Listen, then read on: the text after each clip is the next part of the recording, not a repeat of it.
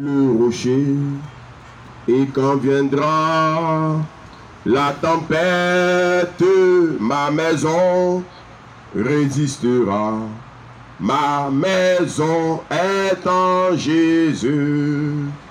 J'ai bâti sur le rocher, et quand viendra la tempête, ma maison résistera. Ma maison est en Jésus. La pluie et le vent souffleront. Satan se déchaînera. Mais ma maison est en Jésus. Je n'aurai jamais, jamais peur. La pluie et le vent souffleront.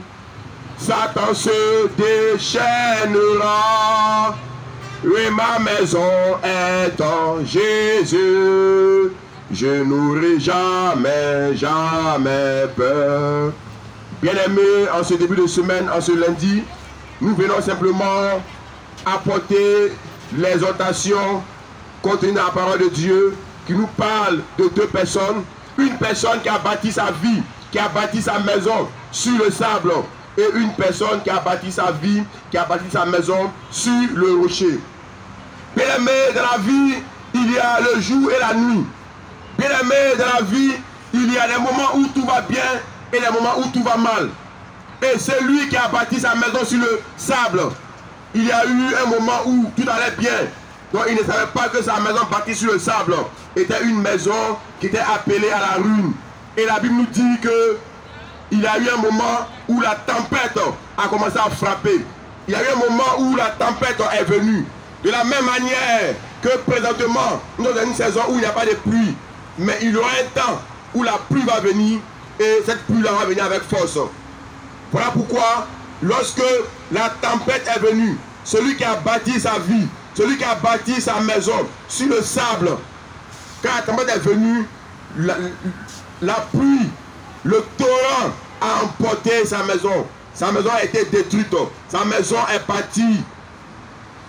Sa maison est partie avec le torrent. Sa vie également a été emportée. Bien-aimé, voici également quelqu'un qui a bâti sa maison sur le rocher. Il a bâti sa maison sur une grosse pierre, sur un gros caillou. Et lorsqu'il a bâti sa maison, nous savons très bien que bâtir une maison sur le rocher, c'est pas facile. Parce qu'il faudrait bien positionner la maison. Mais il a pris son temps pour bâtir sa maison sur le rocher. Et lorsque la tempête est venue, lorsque le torrent est venu, lorsque la pluie est venue, cette maison a résisté parce qu'elle était bâtie sur le rocher. Bien aimé, c'est pareil aussi pour une vie bâtie sur le rocher, une vie bâtie sur du solide. Lorsque il y a un beau temps, on ne sait pas que la maison qu'on a bâtie, la vie qu'on a bâtie est une vie qui va être emportée quand viendra la tempête ou pas. Bien aimé, une vie bâtie sur le sable, c'est une vie qui a été faite, qui a été bâtie sans toutefois prendre en considération la sécurité de cette vie.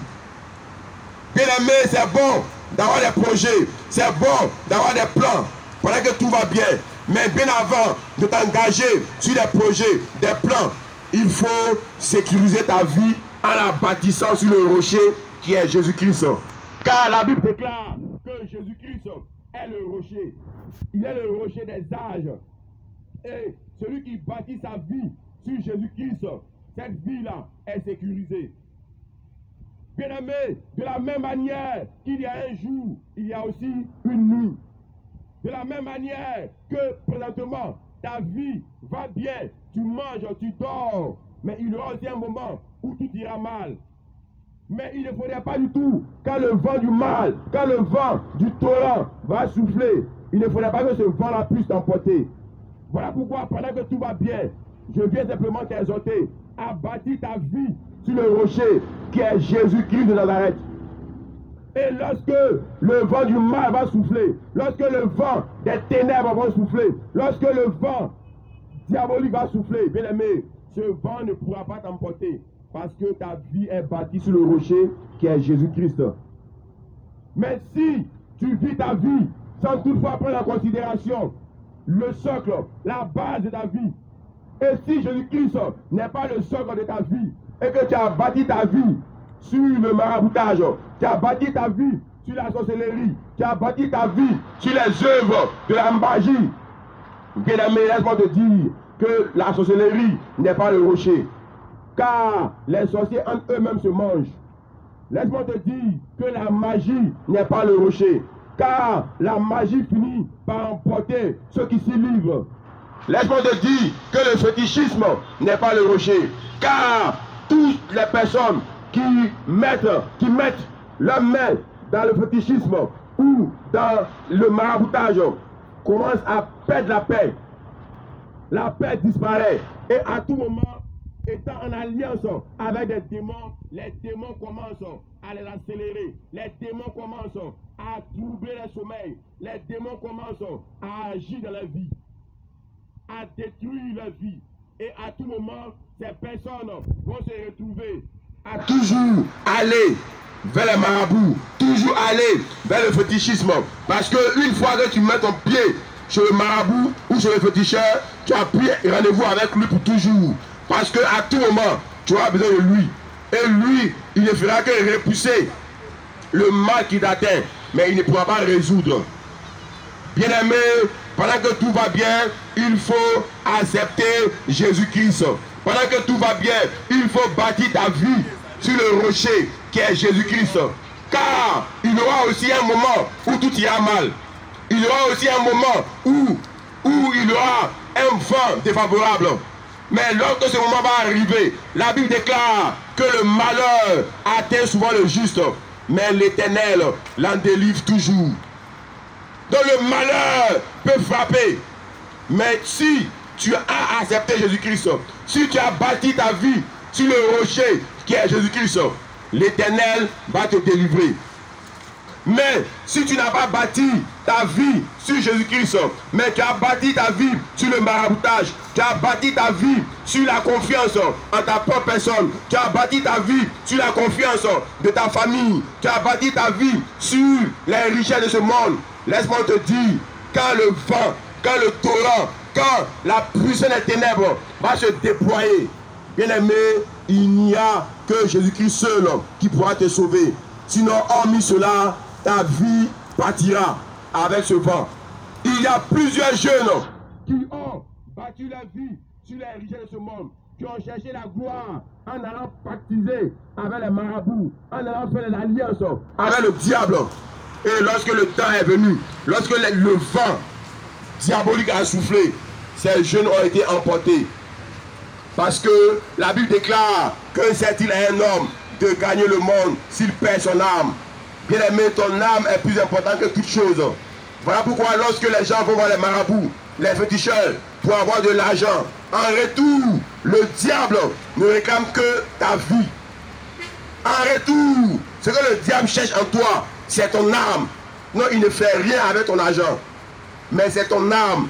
Voilà pourquoi il va réduire ta durée de vie pour que après, tu vas profiter du peu de temps que tu auras sur la terre, ton âme ira souffrir. Ton âme sera comme un démon. Ton âme sera comme un démon et ton âme va travailler pour les œuvres des ténèbres. Et après ce temps-là, tu iras dans le lieu de tourment, tu iras en enfer. Bien-aimé, il faut accepter Jésus-Christ. Il faut marcher dans la crainte de Dieu pendant que tout va bien. Mais ne laisse pas, lorsque le vent diabolique, le vent satanique va souffler, ce n'est pas en ce moment que tu vas commencer à courir ça et là, non. C'est maintenant que tu dois bâtir ta vie sur le rocher qui est Jésus-Christ.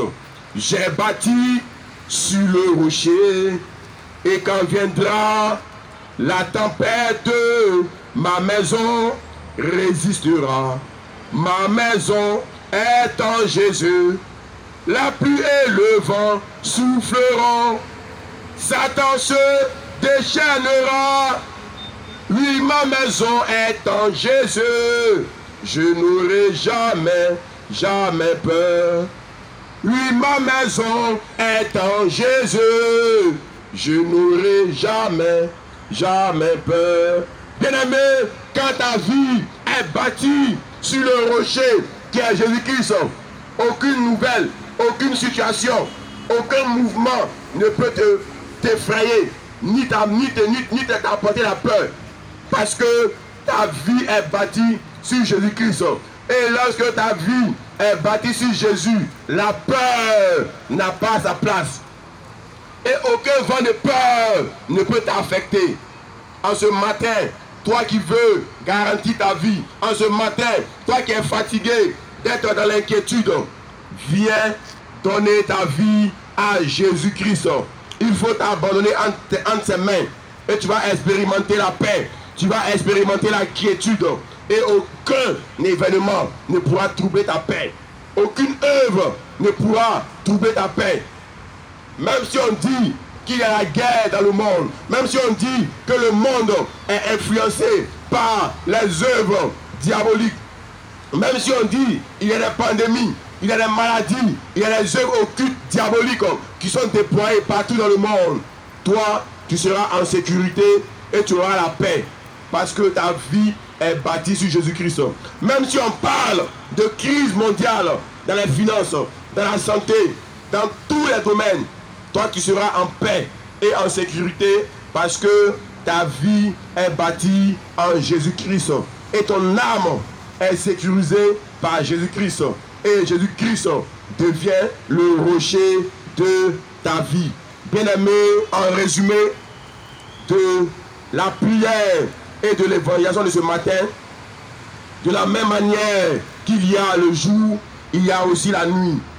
Et bien-aimé, de la même manière qu'il y a un temps où tout va bien, il y aura aussi un temps où il y aura un vent contraire, où les choses peuvent tourner mal. Voilà pourquoi, bien-aimé, pendant que tout va bien, il faut bâtir ta vie sur le rocher qui est Jésus-Christ. De sorte que lorsque le vent contraire, lorsque la puissance du mal va se déployer, tu puisses avoir la sécurité, tu puisses avoir la quiétude et le vent du malheur ne pourra pas t'emporter. Le vent du malheur ne pourra pas t'atteindre. La Bible déclare que le malheur atteint souvent le juste, mais l'Éternel l'en délivre toujours. Le malheur atteint souvent le juste, mais l'Éternel l'en délivre toujours. Car Dieu préserve la vie de ceux qui mettent en lui sa confiance. Lorsque tu marches dans la crainte de Dieu, Dieu prend soin de toi. Et Dieu également s'occupe de ce qui te concerne. Et il ne va jamais accepter que ta vie soit une vie de trouble, une vie d'inquiétude. Mais plutôt, tu auras une vie d'assurance, de grâce et de bénédiction. Notre Père, notre Dieu, nous te bénissons, nous te remercions. Merci pour la prière et l'exhortation matinale. Que la prière, que ce temps de prière et d'exhortation puisse toucher un cœur, toucher une vie. Que ta grâce descende sur tout ce quartier. Et que toute conspiration des ténèbres, toute conspiration diabolique, toute œuvre satanique soit nulle et sans effet au nom de Jésus-Christ. Que ton sang coule et anéantisse tout décret de la sorcellerie, tout décret diabolique, tout décret des ténèbres. Que ton sang coule et que Seigneur Dieu, tu vas descendre dans les cœurs la quiétude. Et donne, Seigneur mon Dieu, mon roi, à tes enfants d'avoir la révélation de la parole qui a été proclamée. Et donne-leur, Seigneur Dieu, de se réconcilier avec toi en acceptant le don gratuit de Dieu manifesté à Golgotha, qui est Jésus-Christ de Nazareth. Oh, notre Père, notre Dieu, donne à tes enfants de savoir que la vie sur la terre est très courte. Vrai que lorsque nous sommes en vie, on se dit que demain nous appartient. Oh, c'est faux. Demain est un mystère et nul ne sait s'il verra demain ou pas. Notre Père, notre Dieu, que ta grâce se déploie, que Seigneur Dieu, les personnes qui sont prises dans les chaînes de la malédiction, que ces chaînes soient brisées au nom de Jésus-Christ. Que les personnes qui sont dans les chaînes de la maladie, que la guérison intervienne au nom de Jésus-Christ. Que les personnes qui sont tourmentées par les démons diaboliques, sataniques, par les œuvres des ténèbres, que Seigneur mon Dieu, la liberté soit immédiate et instantanée au nom de Jésus-Christ. Je libère la puissance du Saint-Esprit dans tous ces lieux. Et aucune œuvre des ténèbres ne soit prospérée en ces lieux au nom de Jésus-Christ.